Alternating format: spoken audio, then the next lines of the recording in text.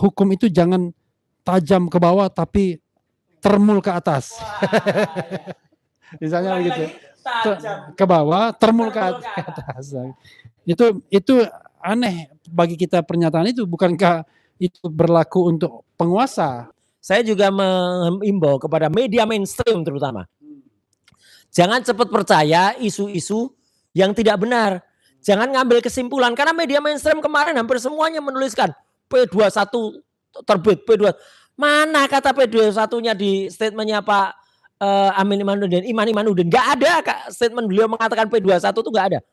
Menjawab pertanyaan soal P21 Roy Suryo dari seorang wartawati infotainment. Ya. Dan kata-kata dia tidak ada menyebut P21. Jadi yang saya kritik adalah media, dan bahkan sore hari ini banyak sekali yang percaya hoax isu. Pak Roy kabarnya Anda ditahan. Saya jawab, lah kalau saya ditahan saya nggak mungkin jawab WA dong gitu. Saya gitu aja jawaban saya gitu Mas Rem.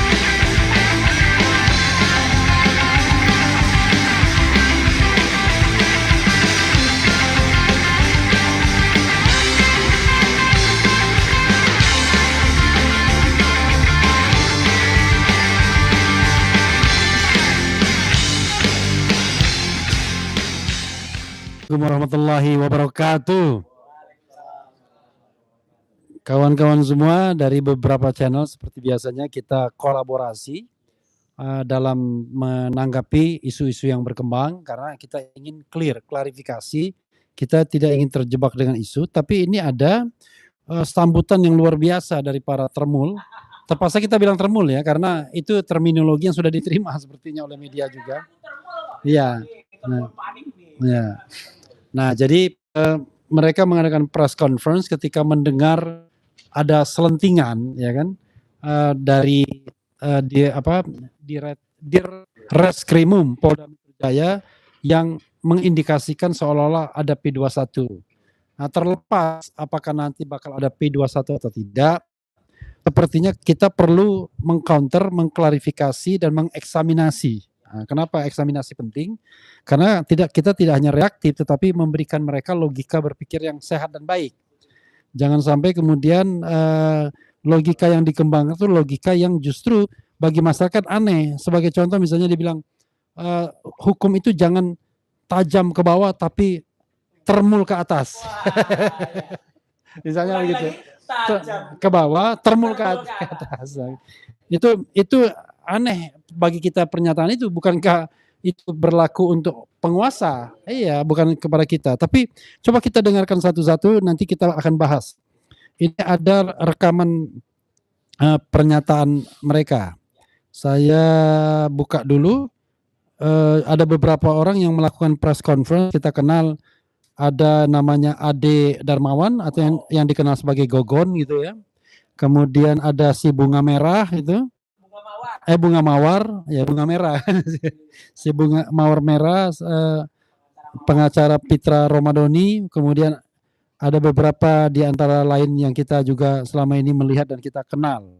Nah, coba kita lihat press conference mereka yang dalam beberapa hal menurut saya perlu kita eksaminasi cara berpikir dia ya. Jadi ya. Yang penting untuk dicatat, mereka ini sebenarnya bukan lawyer resminya Pak Jokowi. Meskipun mereka menggunakan nama tim hukum Jokowi, mereka ini tidak ada satupun yang namanya tercatat dalam surat kuasa khusus untuk Pak Jokowi. Kalaupun ada, mereka itu lawyer dari sampingannya. Misalnya laporan dari Lecumanan, Maret Samuel Sweken, atau juga Ade Kurniawan. Apalagi ada satu yang sama sekali bukan kuasa hukum entah Jokowi bukan. Sampingannya juga bukan. Bahkan ada yang bekas lawyernya, orang yang berada di pihak kita tadinya. Itu kan ngaco banget tuh secara etika profesi. Tapi ya itulah kualitas dari para termul itu ya kayak gitu tuh. Nih silakan Mas. Coba kita dengarkan dulu. Kita tidak dengarkan full tapi potong-potong. Ada beberapa poin utama yang akan saya sampaikan di sini, yaitu poin-poin penting ya. Poin utama adalah perkara telah dinyatakan P21. Pernyataan pertama, perkara sudah dinyatakan P21. Saya ingin minta tanggapan dari pengacara dulu ya, Abdul Ghafur. Apakah benar bahwa pernyataan Iman Imanuddin itu adalah pernyataan bahwa perkara itu sudah P21 atau tidak? Silakan.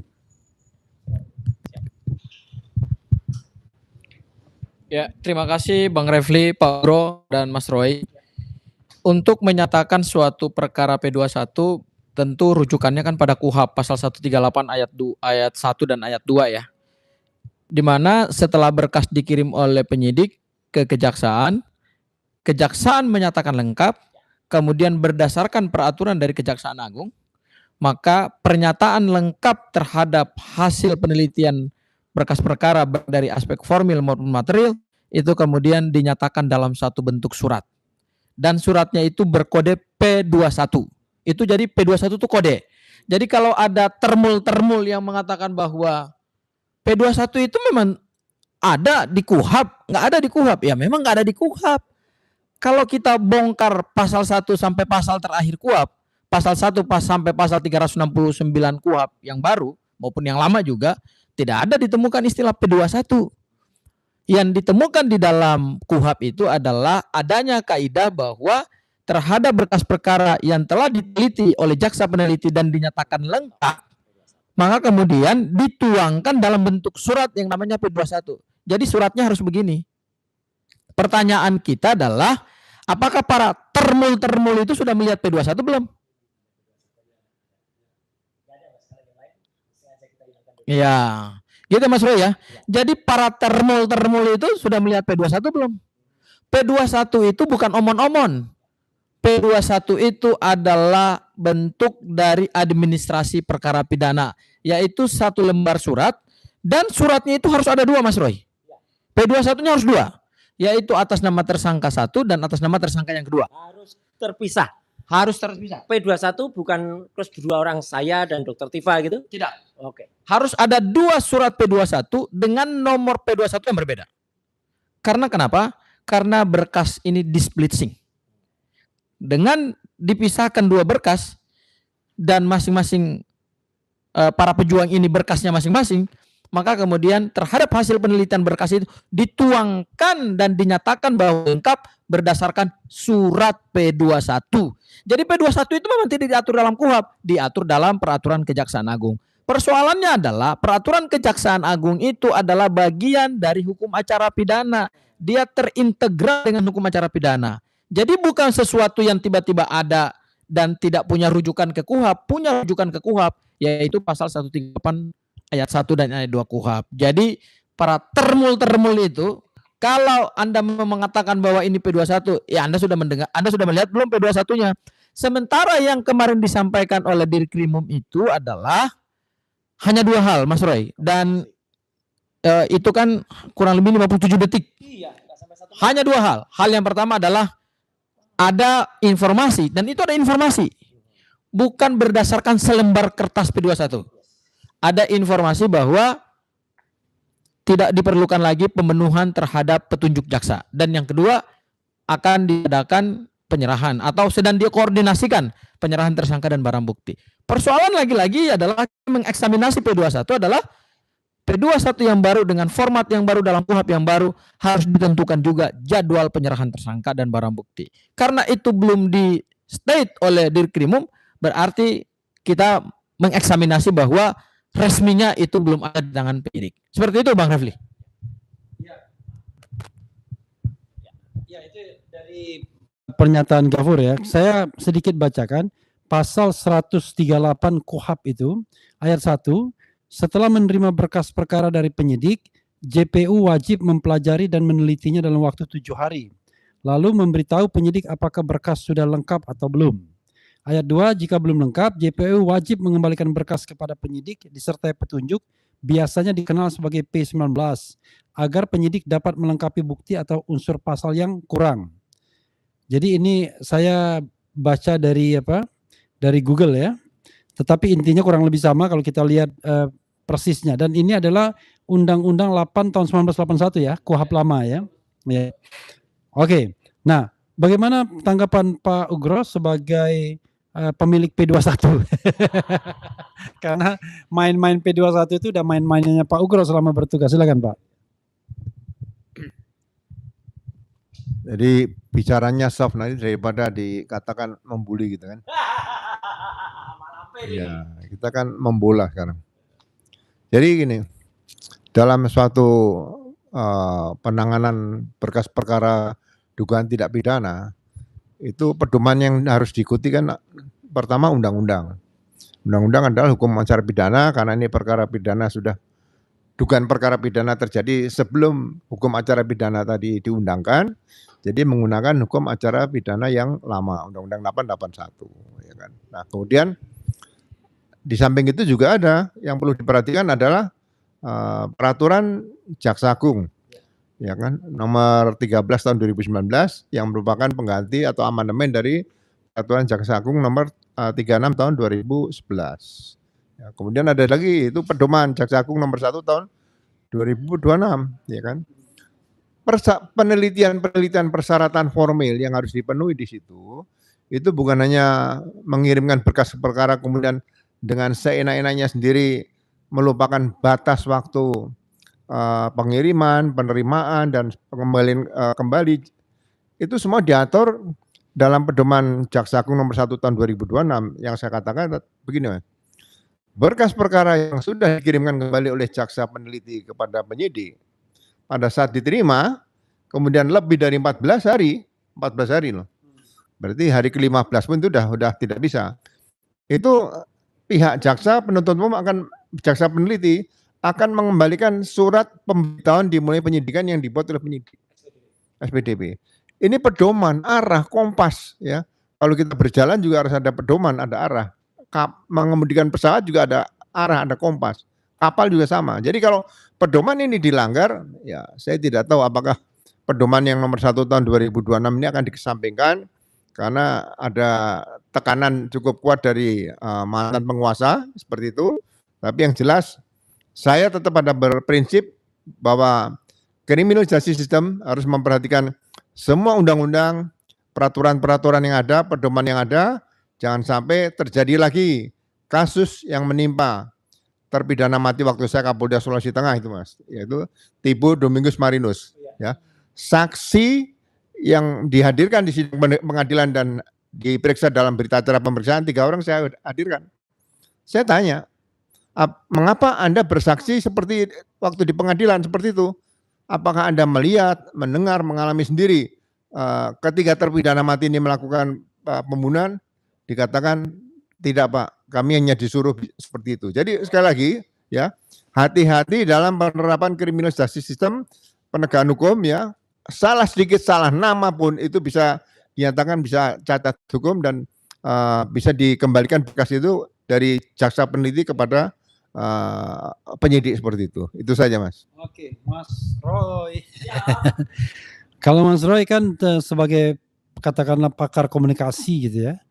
Itu bagaimana melihat pernyataan dari Iman Imanuddin tersebut yang memang kita sudah bahas tampak ragu-ragu dan sebenarnya apakah betul dia mengumumkan adanya berkas yang sudah P21 itu. Jadi sekali lagi kawan-kawan semua ya, kita tidak mengatakan bahwa P21 itu benar atau tidak benar. Yang kita katakan adalah apakah sudah ada pengumuman resmi tentang adanya P21 itu. Dan sampai sejauh ini firm bahwa belum ada pengumuman resmi apapun tentang P21. Jadi tidak ada yang namanya berkas P21 yang ditunjukkan tadi contohnya sampai hari ini, sampai kita mengadakan podcast ini. Silakan Mas Roy, komentari yang Iman Imanuddin. Terima kasih Bang Refli, hormat untuk Pak Ugro, Mas Gafur dan juga Bang Refli Harun sendiri dan semua pemirsa di podcast-podcast yang saat ini masih live dan juga tentu semua pemirsa. Ya, kalau kita lihat, saya berulang kali mengatakan bahwa press conference itu adalah press conference yang tidak didesain khusus untuk P21 kemarin. Jelas itu. Jadi itu untuk barang bukti, misalnya soal kasus travel, kasus ada yang penganiayaan untuk aktivis, dan kemudian soal pra-peradilan. Nah, kemudian di ujung ada pertanyaan dari seorang wartawan infotainment, bukan media mainstream. dari infotainment. Yang kemudian bertanya, bagaimana kasus P21 Roy Suryo? Yang mengatakan P21 Roy Suryo adalah wartawatinya, ya, bukan Pak Iman Imanuddin. Dan dalam kata-kata Pak Iman Imanuddin dengan tegas dikatakan tidak ada itu kata-kata P21, Mas. Itu beliau hanya mengatakan saya sudah, ya saya bacakan langsung, bacakan lagi ya. Meskipun kemarin sudah juga saya putarkan ya, atau tadi pada live sebelumnya saya putarkan suaranya, tapi kemudian ini saya bacakan. Alhamdulillah, jaksa sampai dengan hari ini sudah menyatakan, jadi ada nya itu banyak, ada 3 sampai 4 kali dan pernyataannya tidak setegas saya ini, tapi kayak mikir, menyatakan bahwa berkas perkara yang kami kirimkan ke Kejati DKI. Saya kemarin ada salah ucap di DIY aja waktu baca, dan itu hanya sekali salah ucap sudah ada termo yang wah itu salah kok DIY, harusnya DKI ya. Tidak memerlukan lagi pemenuhan atas kekurangan-kekurangan yang kemarin sudah kami penuhi. Sehingga kami saat ini sedang berkoordinasi untuk melimpahkan pertahuan barang bukti dan para tersangka tersebut. Maknanya kalau dari sisi ilmu komunikasi, Mas Refli, dia belum memegang suratnya karena masih melakukan koordinasi. Kami saat ini sedang berkoordinasi untuk melimpahkan pertanggungjawaban barang bukti dan para tersangka tersebut. Sudah ada. Mohon izin ya, saya tadi juga menunjukkan dan saya sudah membaca contoh surat P21 yang ada kode seperti ini di pojok kanan. Harus ada tulisan P21 itu. Dan ada tanggal di situ. Di sini tertanggal April 2026, ada ujung April. Dan di bawahnya Mas Refli dan juga Pak Ugro, Mas Gafur dan semuanya. Di bawahnya saya baca ada rencana untuk di situ menyerahkan barang bukti dan juga para tersangka. Bukan para. Itu tanggalnya yang saya baca di surat yang saya lihat itu adalah 2 hari setelah tanggal surat. Artinya andai kata surat itu tertanggal 2 Juni yang lalu, harusnya hari ini itu penyerahan. Gitu loh. Dan ini surat ini dibuat di kejaksaan di luar Jawa. Artinya luar Jawa saja memerlukan waktu 2 hari. Mungkin di DKI Jakarta bisa lebih cepat, sehari aja cukup. Artinya ada undangan kepada saya selaku tersangka ya, korek saya andai kata saya salah, Mas Refli dan juga Pak Ugro. Kemarin atau hari ini harusnya ada undangan untuk kemudian saya datang dan kemudian diserahkan kepada kejaksaan. Dan surat itu juga kemudian ada nomor suratnya. Nih contohnya nomor surat ini. Di bawah tulisan yang sangat luar biasa. Demi keadilan dan kebenaran berdasarkan ketuhanan yang Maha Esa. Ada itu. Dan ada logo kejaksaan, ada juga tulisan kejaksaan mana, kemudian di bawahnya ada juga penjelasan bahwa surat itu sudah ditandatangani dan secara elektronik sesuai dengan sertifikasi elektronik. Jadi ada semua itu kalau surat resmi. Gestur, meskipun saya bukan ahli gestur, tapi saya membaca dari sisi komunikasi, Pak Dirreskrim Pak Iman Imanuddin ketika beliau tanggal 2 Juni kemarin belum memegang surat itu. Kalau iya pasti sudah, tolong staf, mana suratnya? Ini. Nah meskipun misalnya beliau nggak mau menunjukkan suratnya misalnya Mas. Beliau pasti akan, nih suratnya. Tuh. Dan kemudian surat itu dan 1-2 hari kemudian sudah dilaksanakan. Yang dikoordinasi. Jadi ini baru masih dalam tahap lesan koordinasi. Kalaupun memang benar ada P21, maka saya sudah berkonsultasi dengan kuasa hukum saya, termasuk juga Pak Refli, ya juga dan Mas Gafur dan tim ya, baik itu ada beberapa tim yang saya koordinasi. Kami minta harus jelas surat itu ada, tertanggal berapa. Kalau nanti ternyata misalnya ada P21 yang akhirnya akan ada, misalnya kan Tormul di sana bilang niscaya ada 1000% ada. Kalau tanggalnya bukan 2 Juni, nah berarti kemarin ada yang ngarang, ada yang insinuasi. Saya tidak menyalahkan Pak Kombes Iman Imanuddin, apalagi kejaksaan, enggak, karena kejaksaan mungkin enggak tahu, mungkin kaget loh, kok itu Polda sudah bilang kalau ada P21 masih koordinasi. Mungkin memang akan dibuat P21 misalnya. Tapi artinya ada yang bohong. Apalagi ada nenek lampir yang bohong. Lagi-lagi itu nenek lampir itu. Bohong yang mengatakan tuh sudah ada sejak tanggal 8 Mei. Termasuk si advokat itu. Ya, advokat palsu itu. Yang mengatakan ada tuh 8 Mei. 8 Mei itu sudah lebih 2-3 minggu yang lalu. Bahkan nenek lampir mengatakan saya menemukan itu di tumpuan di dekat meja penyidik. Kiri kanan. Kemudian saya lihat P21. Itu kan bohong banget. Dan lucunya Firdaus Oiwobo pun ya itu ada di podcast sebelah di Infotainment mengatakan nenek lampir itu bohong, itu nggak mungkin dia mengatakan. Jadi artinya gini, dengan saya mengambil keterangan beberapa orang dan pendapat saya sendiri, Mas, ya kalaupun akan ada P21, tolong umumkan secara jujur kapan. Jangan sebelum diumumkan P21-nya sudah disampaikan. Dan saya satu lagi, saya juga mengimbau kepada media mainstream terutama. Jangan cepat percaya isu-isu yang tidak benar. Jangan ngambil kesimpulan. Karena media mainstream kemarin hampir semuanya menuliskan P21 terbit. P21. Mana kata P21-nya di statementnya Pak Amin Imanuddin, Iman Imanuddin. Gak ada statement beliau mengatakan P21 itu gak ada. Menjawab pertanyaan soal P21 Roy Suryo dari seorang wartawati Infotainment. Ya. Dan kata-kata dia tidak ada menyebut P21. Jadi yang saya kritik adalah media. Dan bahkan sore hari ini banyak sekali yang percaya hoax isu. Pak Roy kabarnya Anda ditahan. Saya jawab lah kalau saya ditahan saya nggak mungkin jawab WA dong gitu. Saya gitu aja jawaban saya gitu Mas Refli. Iya, intinya adalah menurut Mas Roy kalau memang P21 itu harus ada ya. Pertama harus ada surat resminya P21 dan 2 hari maka akan ada penyerahan tahap kedua baik berkas-berkas, barang bukti maupun para tersangkanya.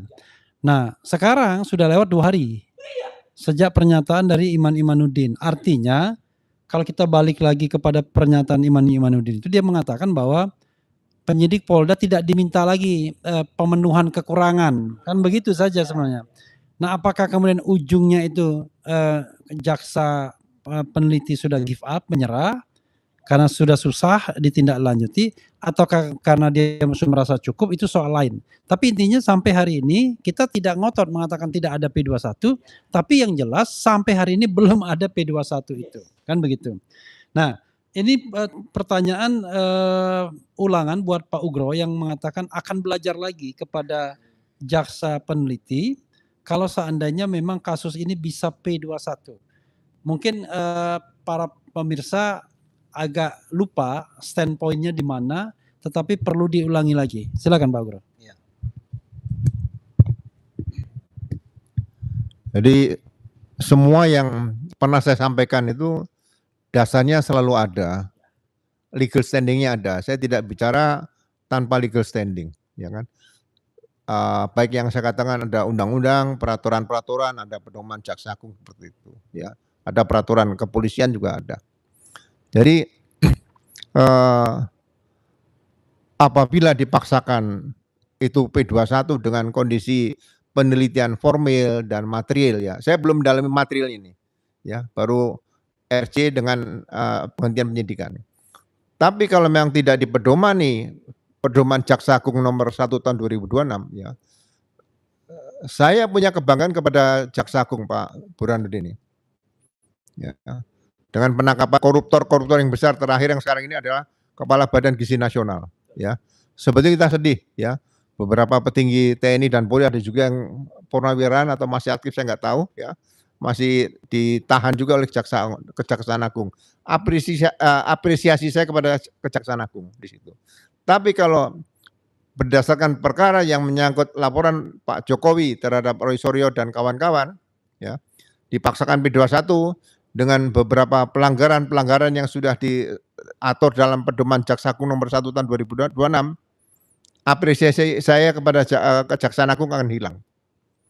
Ya kan? Dan saya akan belajar, akan saya tanyakan dari mana dasarnya menerbitkan P21 dengan pelanggaran formil yang bertentangan dengan hukum acara pidana dan pedoman Jaksa Agung nomor 1 tahun 2026.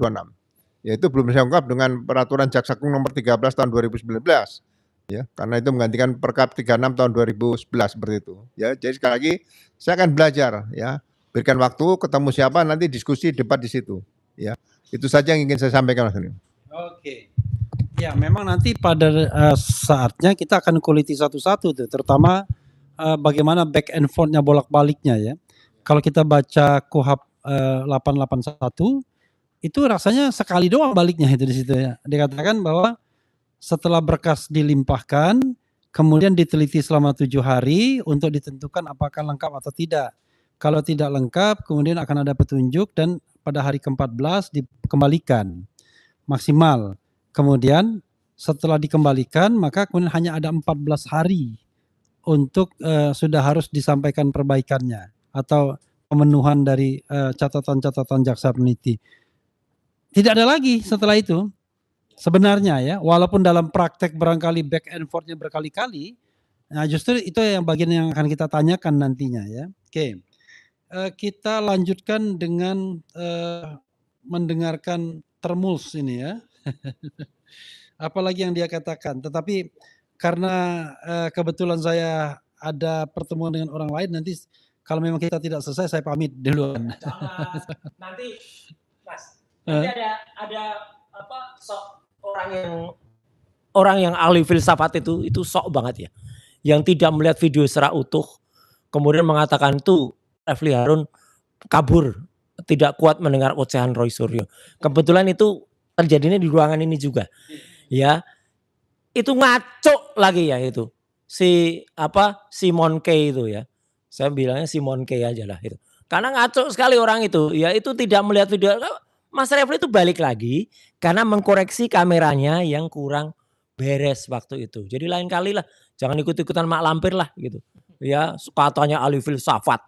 Ya suka ngomong hermeneutika apa parah lah gitu ya. Itu Mas, mungkin perlu jawab dulu lah. Oke. Simon K ini. Pertama yang akan saya sampaikan di sini yaitu ya poin-poin penting ya. Poin utama adalah perkara telah dinyatakan P21. Itu dulu ya.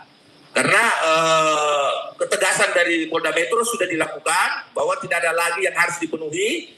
Terus status P21 harus segera dilanjutkan dengan pelimpahan perkara ke pengadilan, bukan berhenti di tengah jalan. Ini yang kita ragukan ini. Sehingga pihak-pihak yang berusaha mengamputasi ini, saya mengingatkan kembali bahwa hati-hati ya bermain di ranah ini. Karena apapun itu baik, buruk, lama ataupun secara dekat akan ketahuan. Dan ini luar biasa ya, hati-hati. Jadi ada pihak yang bermain di ranah ini, maksudnya ingin menyetop perkara ini. Jadi pertama saya ingin sampaikan ya, kalau dia misalnya menuduh pihak Mas Roy dan Dr. Tifa melalui lawyernya bahwa berusaha menyetop perkara ini, ya kita memang berusaha menyetop perkara ini, tetapi dengan jalan yang elegan, jalan yang diperbolehkan hukum, jalan yang legal. Salah satunya adalah ya mengemukakan hal-hal yang sifatnya formil dan material yang dilanggar, sehingga kita mengatakan kasus ini sudah tidak layak ditindaklanjuti. Jadi bukan berarti kemudian kita menggunakan cara-cara penguasa atau kekuasaan, karena kita nggak punya kekuasaan, ya kan? Jadi yang bisa kita lakukan adalah cuma menghimbau kekuasaan, penguasa agar bersikap adil, karena kita bukan penguasa. Justru yang mantan penguasa itu yang sana. Ya kan, yang punya potensi untuk mempengaruhi proses penegakan hukum. Oke, silakan Pak Ugros menanggapi ini orang yang jelas tidak tahu legal standingnya apa, tapi dia memang dari Pradi Bersatu, mengaku sebagai simpatisan relawan Jokowi, tapi juga advokat, tetapi tidak tercantum atau termasuk advokat yang memang resmi, karena advokat resmi Pak Jokowi itu cuma tiga orang aja yang itu nggak pernah juga kita dengarnya. Yang kita dengar cuma 3 orang itu aja sebenarnya kan. Yakub Hasibuan, Firmanto Laksana, Refli Kusuma Negara. Silakan. Iya. Jadi itu. Firmanto mantunya. Iya. Oke, ya. Oke, jadi 4 orang saja dan kan kita tahunya 3. Oke, silakan. Pradi asli, pradinya Pak Oto. Ya, sangat saya sayangkan seperti Pak Ade Darmanto ya namanya? Darmawan, Pak. Oh iya, iya. Darmawanto atau Darmawan itu? Darmawan aja ya. Ya. Jadi mengatakan P21 dasarnya dari mana Mas Ade?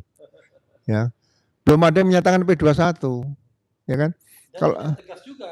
iya. Makanya kalau dikatakan berkas sudah tidak perlu dilengkapi lagi, itu kan masih bahasa bersayap. Mungkin bisa P21, mungkin. Tapi mungkin juga bisa berdasarkan angka 52 tadi ya. Di pedoman Jaksa Agung nomor 1 tahun 2026 situ. Mungkin karena berkas perkara ini sudah melebihi batas waktu 14 hari, berulang-ulang, ya kan ada yang lebih sampai 80 hari. Ya sebetulnya akan diterbitkan, kemungkinan juga adalah pengembalian surat pemberitaan dimulai penyidikan. Kita kan bisa menguji di sini posisi kejaksaan ini, ya kan, yang setelah meneliti dengan pihak penyidik sini, apakah kualitas penegakan hukum di Indonesia ini seperti yang sekarang ini yang ditunjukkan dalam rangka penanganan berkas perkara yang dilaporkan oleh Pak Jokowi. Kalau memang itu semuanya melanggar undang-undang, peraturan-peraturan dan pedoman yang ada, ya kita harus terima bahwa inilah Indonesia milik kita dalam rangka penegakan hukum. Ya kan, jadi jangan mengatakan bahwa Indonesia akan hebat kalau kondisi hukumnya seperti ini. Orang luar negeri datang ke suatu negara, itu yang dilihat pasti hukumnya. Ya kan? Bukan apa, yang kedua lalu lintasnya. Jadi kalau hukumnya sudah menakutkan dengan berbagai pelanggaran-pelanggaran undang-undang atau peraturan pedoman yang ada, tidak akan ada orang dari luar negeri akan masuk ke Indonesia, ya kan? Karena tidak ada kepastian hukum seperti itu, Mas. Oke, silakan. Mungkin Mas. Ya, saya tambahkan mungkin melengkapi saja apa yang disampaikan Pak Ugro. Jadi Pak Ugro, seingat saya ini berkas dikirimkan pengembaliannya ya oleh kejaksaan itu tanggal 26 Januari. Ya, yang pertama ya, P19 pertama. P19 tanggal 13, kemudian keluar P20 tanggal 20, P19-nya keluar tanggal 26. Itu pertama kali sejarah dari pelimpahan berkas. Kemudian tanggal 17 April, Direkrimu menyatakan bahwa berkas sudah dikembalikan lagi atau dikirimkan kembali ke Polda setelah Rismond mendapatkan SP3. Dengan ya 17 April. Saya hitung 82 hari. Sudah 82 hari. Kebetulan kemudian Pak Ugro, kalau kita hitung dari tanggal 17 April, ini hitung-hitungan ya, sampai kemudian tanggal 2 Juni, berarti kurang lebih ada 40 hari sekian, 40 hari lebih. Jadi ada rentan waktu yang cukup panjang. Kalau kita total semua Pak Ugro, 120 hari Pak. Lebih dari 17. Nah, lebih dari 14 hari. Pertanyaannya adalah sejauh mana transparansi dan akuntabilitas dari penyidik Polda Metro Jaya memberikan kejelasan terkait dengan bolak-baliknya berkas ini. Dan ini untuk kepentingan penegakan hukum. Sehingga semua tidak bisa bermain di lorong yang gelap. Semua harus bermain di wilayah yang terang. Ini bukan wilayah abu-abu soalnya. Penegakan hukum itu bukan wilayah abu-abu, harus tegas dan jelas, formilnya jelas, materialnya jelas, sehingga ketika nanti suatu hari semua berkas ini diuji, bisa dipertanggungjawabkan secara hukum. Saya melihat bahwa sampai sejauh ini kita belum mendapatkan kepastian dan penjelasan resmi dari Polda Metro Jaya terkait dengan bolak-baliknya berkas ini. Sehingga seperti yang tadi dikutip oleh Pak Ugro, ada kompas yang dimiliki oleh kejaksaan, yaitu Peraturan Jaksa Agung nomor 1 tahun 2026, di bab ketiga, poin 52, ketika penyidik tidak mampu menyelesaikan berkas perkara dalam 14 hari, ini kaidah, ini peraturan. Bukan kata kita, bukan kata Bang Refli, bukan kata Pak Ugro. Ini aturan yang dibuat oleh negara dan ini mengikat aparat penegak hukum.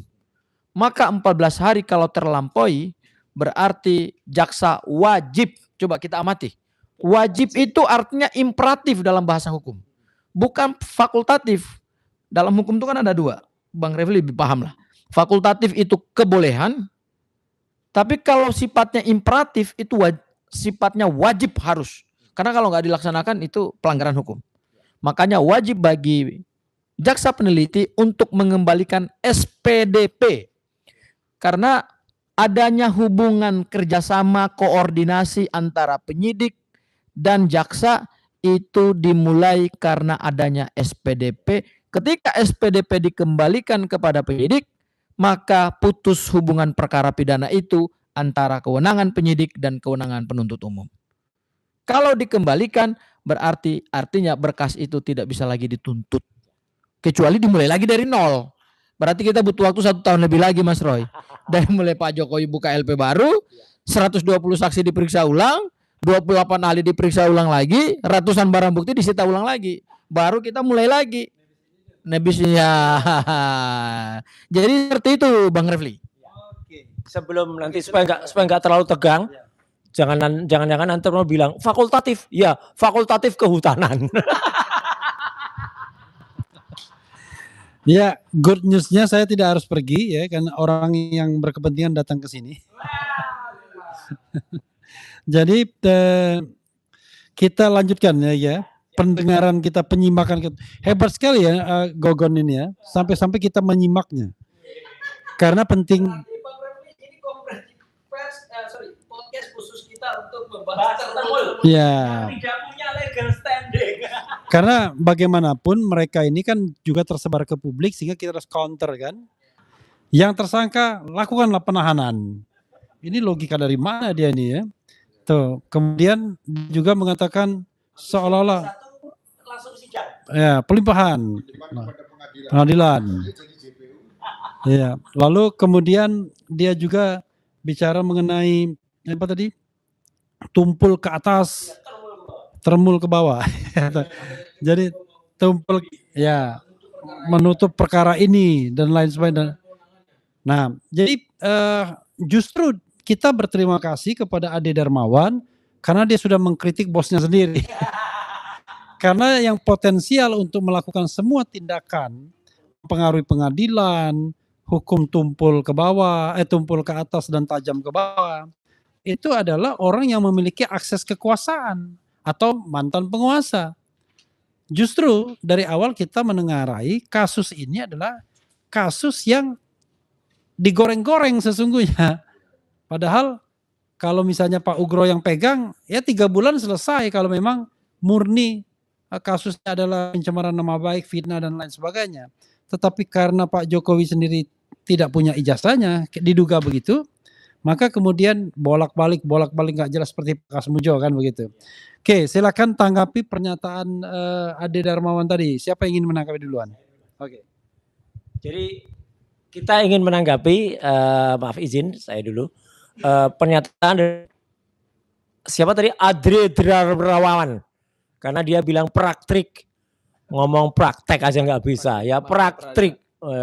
Dari Ade Darmawan gitu, itu orangnya. Ya, satu ya semuanya.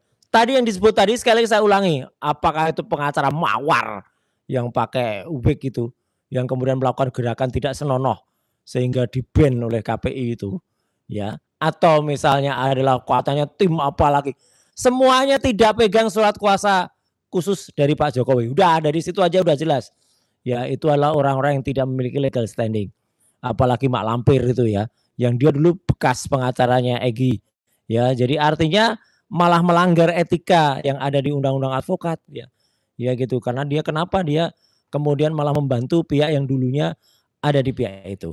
Dan kalau kita dengar statementnya itu, saya yang bukan belajar hukum saja, Pak Mas Refli, Pak Ugro dan juga Mas, itu ketawa lihat P21 kemudian langsung pengadilan. Ini belajar hukumnya dari mana? Gon, kuliah hukumnya di mana sih? Gitu loh. Coba transparan jelaskan.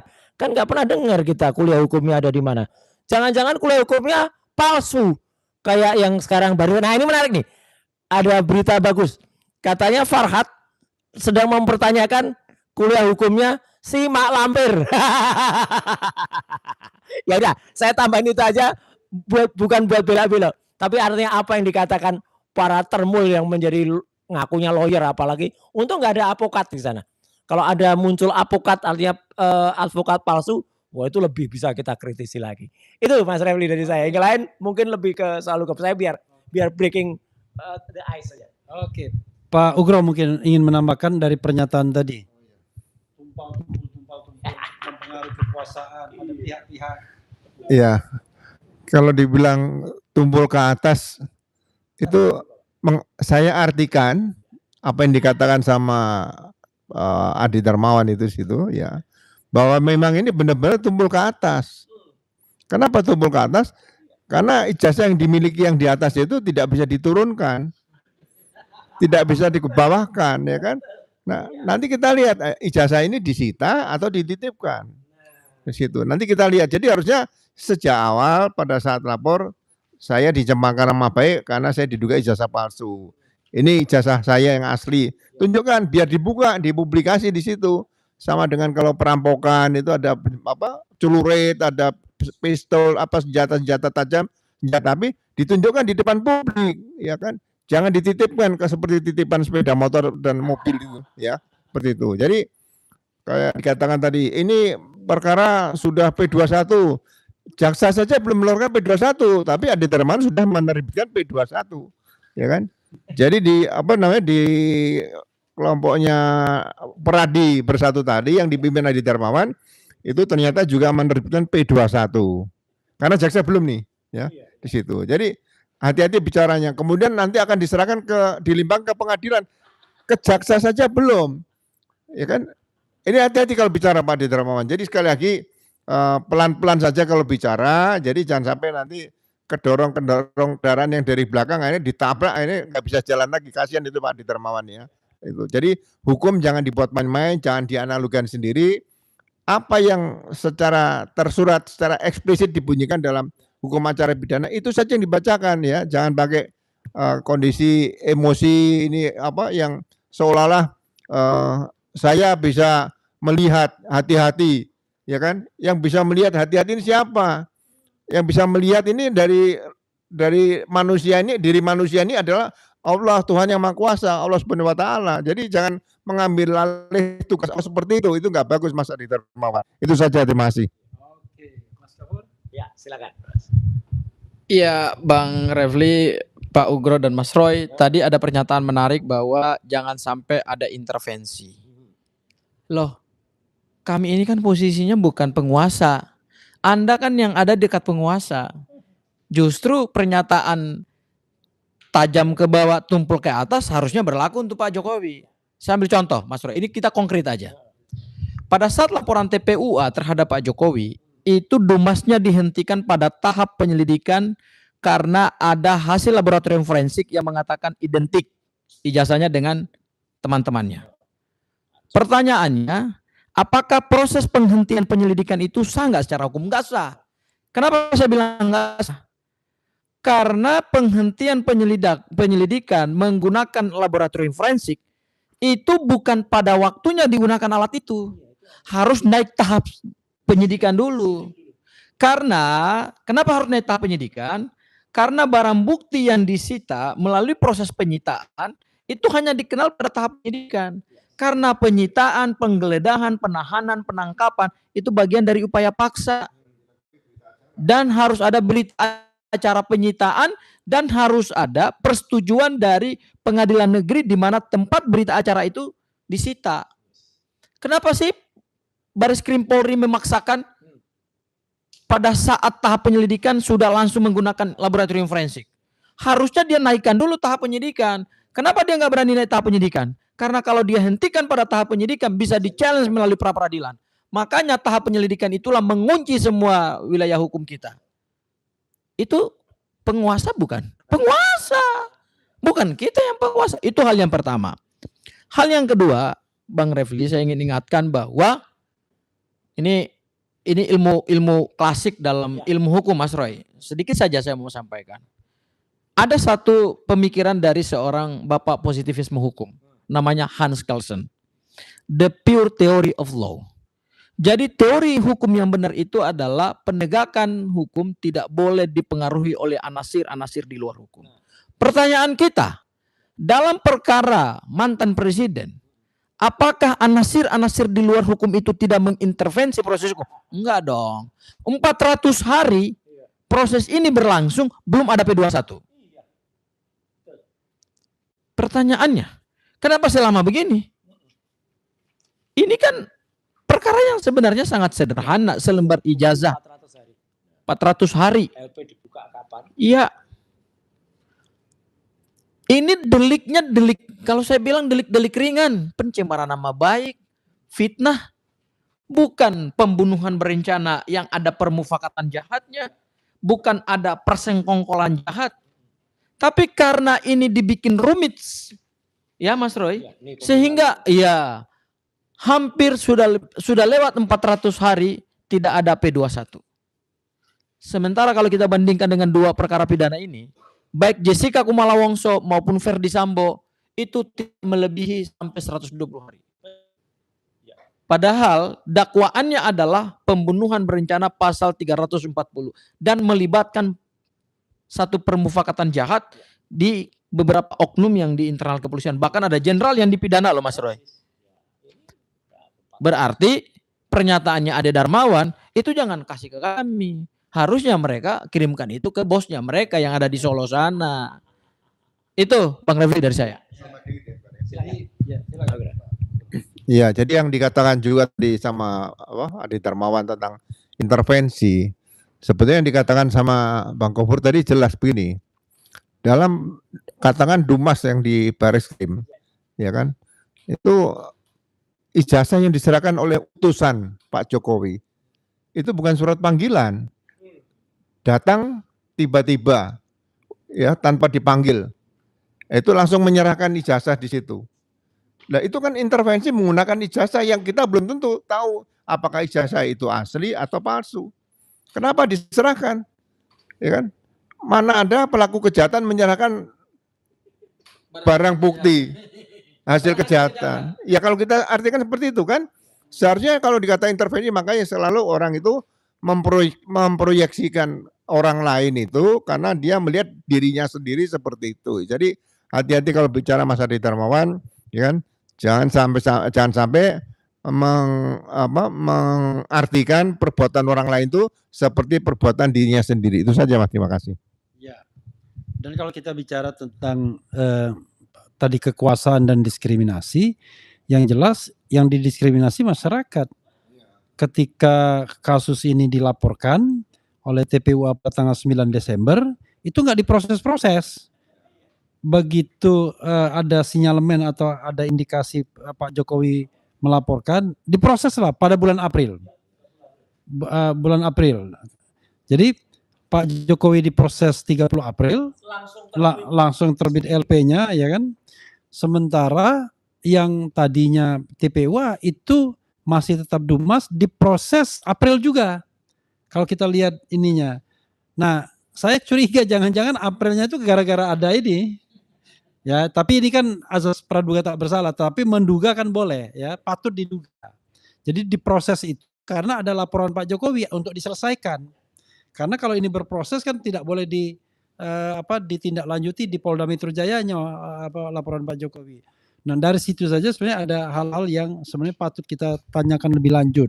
Makanya dari awal kita mengatakan bahwa kasus ini tidak layak karena sudah melanggar banyak sekali, termasuk perlindungan saksi dan undang-undang perlindungan saksi dan korban. Iya. Termasuk juga di tengah jalan sudah terbit RJ, sudah terbit SP3 dan lain sebagainya yang menyebabkan kasus ini makin tidak layak ditindaklanjuti. Oke. Kita dengarkan bagian akhir dari presentasi Gogon ini. Kita hormati jadinya ya. Ya apa-apa. Sekali-sekali menghormati karena kita perlu men-challenge apa yang dia sampaikan. Masalahnya karena itu di-quote oleh beberapa media mainstream. Iya. Gitu. Jadi seolah-olah itu sebuah kebenaran. Gitu. Oke, kita dengarkan kembali. Oke, saya harus scrolling cari lagi. Justru itu ada beberapa poin utama yang akan saya sampaikan di sini. Saya akan cepatkan sedikit, ya. Nah, Penghakiman terhadap siapapun. Ingat ya, penghakiman terhadap siapapun yang notabene bukan tersangka, tempatkanlah dia sebagai seorang korban. Yang tersangka, maka tegakkan hukum untuk menghindari blunder, maka segera dilakukan penahanan. penentuan bersalah dan atau tidak bersalah sepenuhnya merupakan kewenangan pengadilan, bukan kewenangan politik. Ya. Terus biarlah hakim yang memutus. Negara wajib mengadili perkara ini di bawah dan di kemuka persidangan. Ya. Kalimat kuncinya adalah perkara yang telah P21 wajib diuji di persidangan. Jangan ada hukum yang tajam ke bawah. Sekali lagi kami tegaskan, tumpul ke atas. Tidak boleh ada ruang bagi intervensi. Ya. Tidak boleh ada ruang intervensi, tekanan atau permainan-permainan politik. Kami tidak menghakimi siapapun. Ya, kami hanya menentukan proses hukum berjalan dengan tuntas. Biarlah hakim yang memutuskan berdasarkan fakta hukum dan fakta peradilan secara yuridis, formil, material di peradilan. Tuntutan kita adalah 1. Segera melimpahkan perkara ke pengadilan yang berwenang. Jaminan proses hukum berjalan profesional, objektif, dan transparan. Diutamakan kondusivitas terhadap peradilan. Ini harus menjadi jaminan bagi jaksa penuntut umum sebagai wakil daripada para pelapor untuk menjaga kondisivitas dan menjamin terjadinya peradilan yang betul-betul aman, terkendali. Sehingga ini yang membuat satu acuan bahwa kami melihat bahwa apa yang dilakukan para tersangka ini sudah mulai mengamputasi hukum dan riak-riak itu akan terjadi, dan saya yakin ini bisa saja akan mengganggu persidangan, sehingga sangat patut jaksa menentukan sikap dengan tegas di sini, ya. Utamanya aspidum, ya. Ya, saya ingatkan itu. Tegaskan persamaan di hadapan hukum, equality before the law. Nah, itu dari saya dan rekan-rekan yang. Oke. Ya, sobat era sekalian, terus terang saya nggak ngerti ya ngomong apa dia. Makin nggak jelas, ya. Tetapi tadi dia bicara tentang pengadilan yang aman dan terkendali. Loh, kok bukan pengadilan yang bersih, ya, jujur dan adil, tapi aman terkendali gitu, bukan pengadilan yang imparsial gitu, ya. Gitu. Ini tidak jelas. Apakah dia khawatir bahwa nanti banyak pendukung Mas Roy datang ke pengadilan dan kemudian memberikan tekanan psikologis gitu, karena ada orang-orang yang berlaku zalim misalnya, kan begitu kan, bisa juga kan. Jadi secara psikologis massa kemudian justru dan massa yang genuine, bukan massa bayaran misalnya. Nah, ini dia sendiri mulai khawatir nih kelihatannya, Ade Darmawan ini dengan bahasa-bahasa yang kita tidak mengerti. Tapi karena kita nih orang pintar, yang tidak mengerti pun kita komentari. Silakan, saya dulu, Mas Roy. Saya ingin berkomentar dari orang awam dulu, baru nanti para ahli hukum, ya. Sependek pengetahuan saya, Mas Refli dan juga Bang Gafur dan juga Pak Ugro, ya, kalimat saudara Ade Darmawan ini, sorry ya, tidak mencerminkan seorang yang mengerti hukum. Karena apa? Dia sendiri nggak ngerti perbedaan kata peradilan dan pengadilan. Peradilan itu sistem secara luas. Peradilan itu. Kalau pengadilan itu adalah tempat di mana itu diadili sidang pengadilan. Dia tadi kayak nggak ngerti arti peradilan. Jadi dia mengatakan ini nanti akan diadili ke peradilan. Dari awal itu sudah ini sistem peradilan. Ini dilembagakan ke peradilan. Ini adalah satu, mulai dari kepolisian, kejaksaan, kemudian hakim. Itu adalah sebuah criminal justice system. Itu peradilan ada di situ. Bukan pengadilan. Dari situ saja sebenarnya ketawa saya, ya, itu melihat ini. Lagi-lagi kuliah hukumnya di mana gitu lah. Itu aja udah, apalagi dengan yang lain-lain yang nggak punya legal standing. Jadi kalau teman-teman selalu mengatakan tuh, Roy kok selalu mengatakan legal. Lah iya, orang yang nggak punya legal standing aja bisa ngomong dan ngomongnya ngaco aja kayak gitu. Ya, ngapain dengerin. Dan saya sekali lagi kritik saya, saran saya kepada media mainstream, ya. Udahlah yang kayak gini ya, ini kan menambah kegaduhan. Apalagi kalau media mainstream itu tidak hanya ditampilkan di YouTube, tapi juga ditayangkan melalui frekuensi ruang publik. Itu namanya hak publik sudah terkotori oleh statement-statement yang enggak jelas, ya.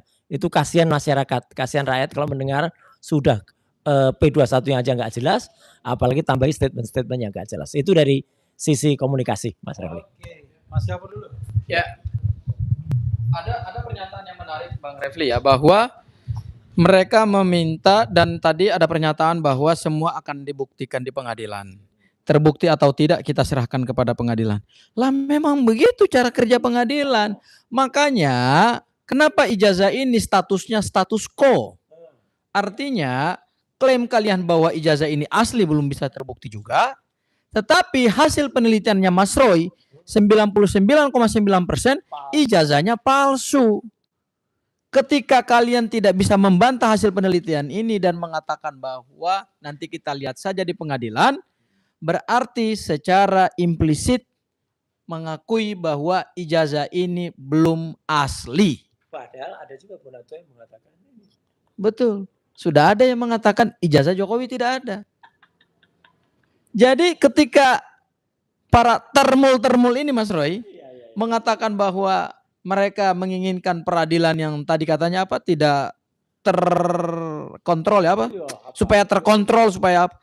Yang kita harapkan dari suatu peradilan adalah peradilan yang bebas nilai, imparsial, independen, ya, tidak ada praktek-praktek mafia peradilan dan tidak disusupi oleh kepentingan-kepentingan di luar hukum. Ya, karena perkara Pak Jokowi akan tercatat sebagai salah satu perkara besar mantan Presiden Republik Indonesia dan itu akan ditonton oleh ratusan juta orang. Dan satu hal lagi, kalau memang pada akhirnya akan ada P21 Mas Roy, ya sudah. Tadi seperti yang dikatakan oleh Bang Refli. Tetapi sepanjang itu belum ada di tangan penyidik dan resminya itu belum ada, kita tidak boleh melampaui kewenangan penegak hukum. Berarti kita sudah menyandra proses hukum ini. Makanya tidak salah juga ketika Pak Ugro mengatakan bahwa ini ada praktek-praktek yang akan apa ya akan merusak negara inilah gitu loh Mas. Seperti misalnya yang ada yang mengatakan saya sudah lihat tanggal 8 Mei sudah P21. Tebak-tebak buah manggis. Apa itu? Itu praktek-praktek yang tidak benar. Saya kembalikan ke Bang Refli. Oke, Pak Ugro mau menanggapi bagian akhir dari Gogol ini. Ya, saya tadi melihat mungkin dia salah ucap atau memang nggak tahu. Jadi kalau jaksa penuntut umum mewakili pelapor itu aturan di mana saya nggak tahu. Ya kan? Kewajiban pembuktian dalam peradilan pidana itu adalah jaksa untuk bisa membuktikan di situ. Jadi nanti lihat fakta sidang, ya kan? Menarik kenapa? Saya tertarik kalau misalnya sidang, ya. Tapi sidang nanti itu pembuktiannya hakim akan menggunakan KUHP yang baru. Ya, sesuai dengan pasal 361 huruf D di situ. KUHP yang baru menyatakan seperti itu. Nah, ini menarik. Jadi, itu nanti dari berapa? Dari 5, sekarang sudah lebih dari 5 pembuktiannya. Bagaimana berkas perkara yang membuktikan hanya 5, ini nanti lebih dari 5, ya kan? Jadi, mudah-mudahan ini akan menjadi uji coba KUHP yang baru nanti seperti apa, ya kan? Yang jelas misalnya akan menghadirkan Pak Kasmujo. Pak Kasmujo ini ada nggak dalam berkas perkara di situ? Iya kan? Kalau nggak ada berarti ini ada manipulasi dalam berkas perkara. Nah kalau manipulasi ini pasalnya ada sendiri, pasal 23 ayat 7 kena juga di situ, ya dengan KUHP yang baru nih, ya kan? Atau KUHP salah yang baru ini. Jadi jangan sampai penyidik itu atau penuntut menyembunyikan atau memanipulasi bukti-bukti atau mereka perkara ini supaya bisa maju sidang, tapi dengan memanipulasi barang bukti, saksi dan sebagainya. Ya, jadi sekali lagi Mas Adi Darmawan, kalau mau belajar kita debat saja, 4 mata boleh, 6 mata boleh, 8 mata boleh, ya kan? Sehingga tidak berteriak-teriak nanti kalau stres takutnya malah sakit. Itu saja, terima kasih. Terakhir Mas Refli sebelum ditutup. Jadi untuk Adi Darmawan, Gogon dan teman-teman, ya nggak perlu lagi tunjukkan kekonyolanmu di depan layar kaca di depan YouTube. Malu bro kalau kamu lagi ya. Malu kamu itu kalau kayak gitu tuh. Emang udah nggak malu lagi. Ya, aduh udah ketahuin aja Mas. Oke. Ya, kawan-kawan semua ya, saudara sekalian, saya ingin memberikan kesempatan closing statement ya kepada 3 narasumber kita. Sebenarnya narasumbernya 4. Ini saya double gajinya sebagai host dan sebagai narasumber. Jadi sekali lagi bahwa yang kita inginkan kan penegakan hukum yang sebenar-benarnya. Nah, dalam penegakan hukum tersebut ya tentu kita para lawyer ini kan selalu mengemukakan hal-hal yang memperkuat kita kan tentunya kan, aspek-aspek yang memperkuat kita, dan ketika itu benar ya kita sampaikan sebagai sebuah pertanggungjawaban kita kepada klien sesungguhnya. Jadi kalau kita misalnya mengatakan secara formil dan material ini sudah tidak layak disidangkan ya karena fakta hukumnya begitu. Yang bisa kita sampaikan secara strong point begitu ya. Sehingga tidak perlulah ada statement seolah-olah wah takut dan lain sebagainya. Gitu. Kalau kasusnya perdata kita tantang. Artinya pembuktiannya equal. Tapi kalau kasusnya pidana, itu bukan pembuktian yang equal. Kalau kasusnya pidana itu ada yang jadi terdakwa, ada yang jadi jaksa, penuntut. Jadi hubungannya atas bawah. Jadi kalau dia privat, hubungannya horizontal. Nah, ini yang kemudian unequal jadinya. Karena itu sekali lagi kita mengatakan kalau saya ya tetap hentikan kasus ini. Nanti yang susah Pak Jokowi sendiri ya. Tetap lalu kemudian buka forum mungkin out of the court untuk membuktikan, menguji soal tidak hanya ijazah tapi latar belakang, tidak bermaksud menghukum tetapi memang untuk mengklarifikasi agar ada integritas di bangsa ini. Masa bangsa sebesar ini kita tidak bisa kemudian mencari kebenaran atas informasi yang sangat penting ini. Akan latar belakang mantan presiden dan kemudian juga ijazah yang dia miliki. Dan perkara kemudian nanti diampuni oleh presiden yang berkuasa itu soal lain. Itu dari saya. Silakan closing statement dari Mas Gafur. Iya, Bang Refli, saya hanya ingin menyampaikan bahwa apa yang disampaikan oleh Pradi Bersatu sebagai satu lembaga organisasi advokat harusnya berbasis kepada aturan perundang-undangan yang berlaku. Karena kita mempraktekkan hukum bukan berdasarkan praktek-praktek yang melanggar.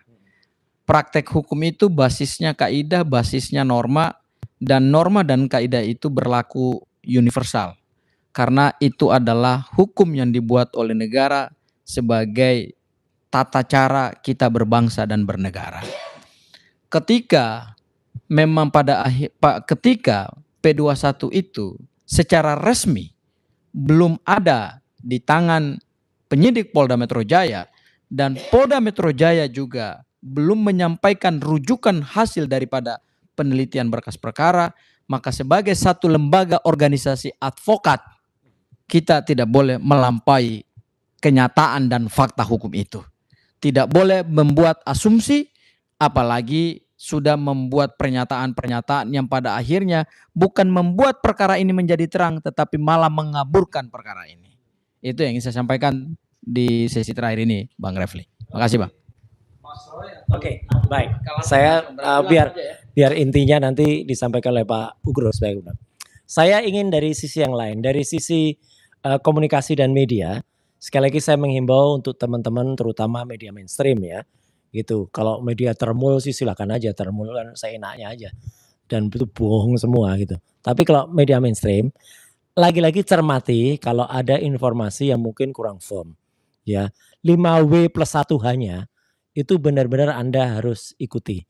Ya, jangan sampai hanya dengan informasi apalagi hanya screenshot kemudian ditulis lagi dan kemudian tidak jelas apa yang katakan. Tadi jelas banget. Statement dari Pak Kombes Imanuddin 2 hari yang lalu itu harus dimaknai apakah itu memang benar sudah ada P21 secara tertulis, secara tersurat yang kemudian diterima oleh Polda Metro Jaya sesuai dengan nomor surat yang ada, kop dari kejaksaan yang ada.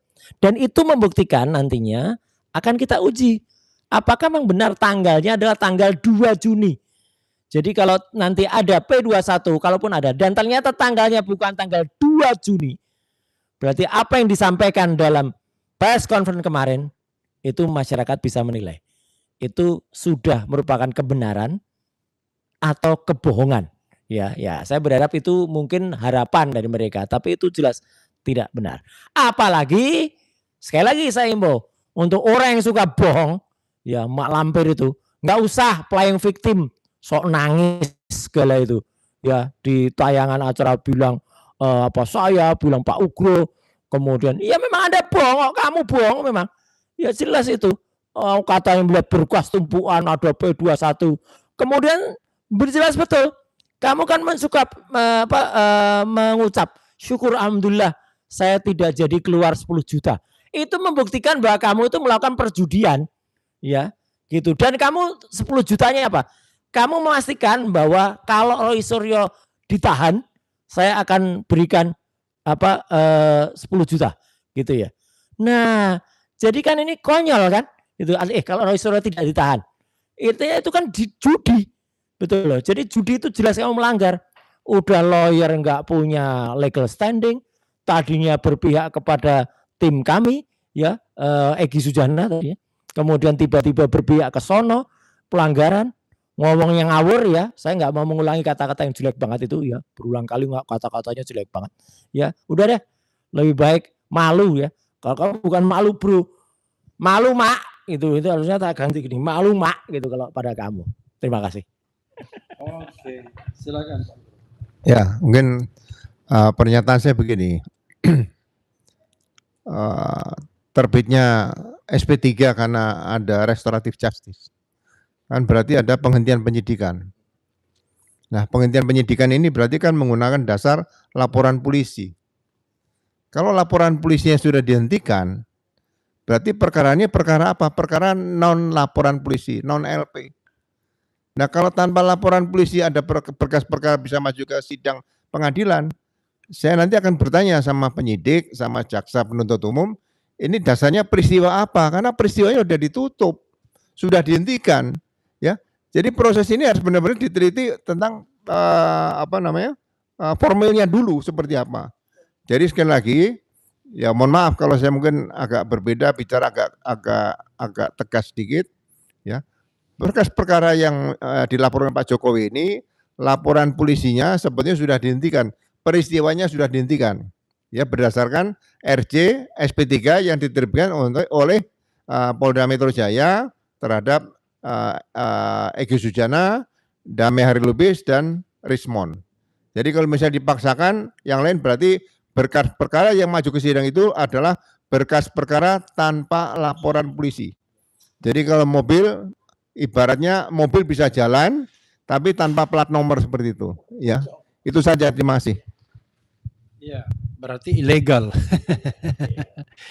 Jadi kawan-kawan semua ya di beberapa channel, sekali lagi bahwa kita ini lawyer ingin menegakkan hukum yang sebenar-benarnya. Karena itu kita tentu tidak ingin bahwa ada persidangan yang didasarkan pada hal-hal yang tidak benar.